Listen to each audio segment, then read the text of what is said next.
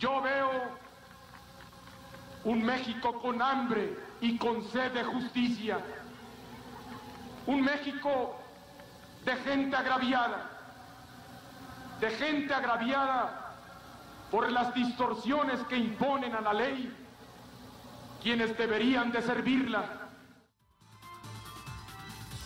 Palabras que aún siguen vigentes hasta nuestros días. Este discurso fue dicho el 6 de marzo de 1994 por Luis Donaldo Colosio, allá en el emblemático Monumento a la Revolución, donde se encuentra nuestro querido Omar Patiño.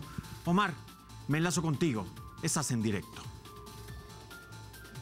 Gracias, Tony. Efectivamente, bien como lo adelantas, fue aquel 6 de marzo de 1994 en donde exactamente en esta parte se encontraba el candidato presidencial del PRI, Luis Donaldo Colosio, quien ante miles de personas dirigía este discurso que llamó muchísimo la atención de propios y ajenos. Fue exactamente en este punto, aquí donde se encontraba Luis Donaldo Colosio, y mencionaba esas palabras que acabamos de escuchar.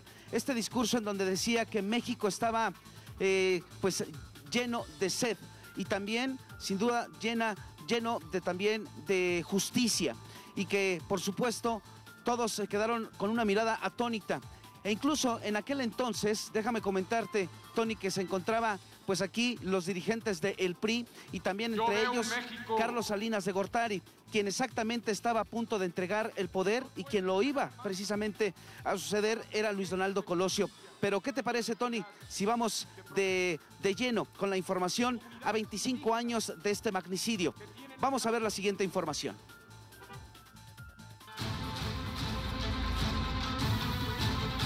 Una avalancha de dudas y teorías han salido a la luz con la descalificación del expediente del magnicidio de Luis Donaldo Colosio, ocurrido al finalizar un mitin en Lomas Taurinas, en la fronteriza ciudad de Tijuana, en 1994. Al cumplirse el próximo 23 de marzo 25 años del asesinato de Luis Donaldo Colosio, candidato presidencial del PRI, que conmocionó a la nación mexicana, este fatídico hecho ha sido considerado un parteaguas en la historia moderna de la política mexicana. Resurgen las dudas, las preguntas sin respuestas y las acusaciones sin ton ni son. La Organización Mexicanos contra la Corrupción y la Impunidad, en noviembre de 2018, y el Consejo de la Judicatura Federal revocó la reserva que se mantuvo sobre el expediente, que ordenó hacerlo público por completo. Por ello, las declaraciones y nuevos videos del autor material del asesinato, Mario Aburto. Más de 9,000 hojas del expediente, en las que hay documentos en los que se relata cómo se sostuvo la hipótesis del asesinato solitario. También se encuentran las pruebas presentadas por la defensa de Mario Aburto Martínez, así como dictámenes oficiales, partes policiales, declaraciones, recreaciones, videos, careos, que ha sido abierto y al que han abrevado en los últimos días ciudadanos, analistas, investigadores, politólogos, actuales funcionarios y también periodistas.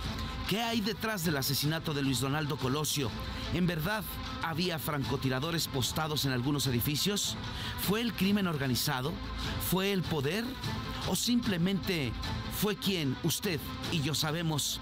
Por cierto, fue el año en que nació el famoso chupacabras. Desde Ciudad de México, Omar Patiño, en directo.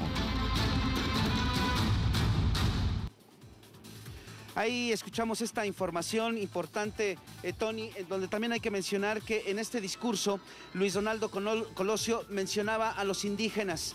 Y días después, exactamente después de este discurso que se llevó a cabo exactamente aquí en esta emblemática plaza, que es la del Monumento a la Revolución, bueno, pues se dirigió hacia Lomas Taurinas, en donde ante la mirada de muchos, de propios y ajenos, también hay que mencionar que esta gira de trabajo que se realizaba por Tijuana, se escuchaba a lo lejos esa canción también que no podemos olvidar nosotros los mexicanos de este magnicidio, La Culebra, en voz de la banda Machos, y fue exactamente cuando se escuchó un disparo, aunque cabe señalar que dicen que fueron varios disparos, precisamente como lo escuchábamos en esta nota, en donde francotiradores se encontraban postados en diferentes edificios, mandados por no sabemos quién, pero lo cierto es que fueron un disparo de arma de fuego en la cabeza que le arrebató la vida a Luis Donaldo Colosio. Para la tarde-noche ya habíamos escuchado que precisamente había muerto en un hospital.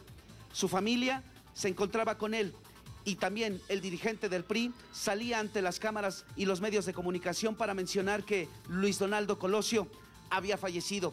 Pero no hay que olvidar, precisamente, Tony, que en ese año negro, como se le califica, 1994, exactamente en esta calle, que es la calle de la Fragua, esquina con el Paseo de la Reforma, también Ruiz Massieu fue asesinado a tiros por sicarios cuando salía exactamente del Hotel Casablanca. Fue un 28 de septiembre de 1994 y de ahí el debacle del PRI. Pero también hay que mencionar que fue el año en donde vino precisamente esta devaluación a nuestro país. El reporte que tenemos, Tony, desde la Ciudad de México. Gracias, muchas gracias, Omar Patiño, por este reporte puntual. Y es que seguramente si Colosio viviera, la historia de México sería otra. Nos enlazamos con Cristian Salazar Montiel, es académico de la Facultad de Estudios Superiores de Ciencias Políticas Acatlán de la Universidad Nacional Autónoma de México.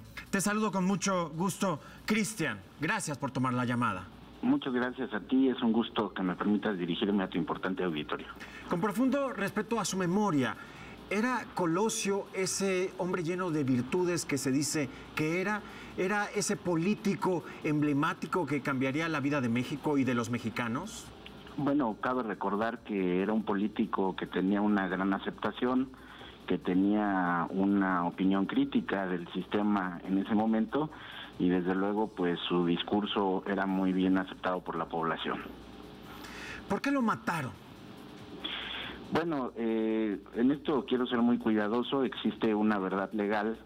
Esa verdad legal definió que fue un hecho realizado por un asesino solitario y derivado de más de 27 líneas de investigación que dieron por origen a 300 subtemas y 3 teorías recurrentes, que era la del asesino solitario, la del crimen organizado y la ruptura con el viejo partido hegemónico, y la Fiscalía, bueno, en ese caso era la Procuraduría General de la República, determinó la explicación del asesino solitario. Cristian, pero nadie en este país creemos en esta teoría del asesino solitario, ¿o tú sí?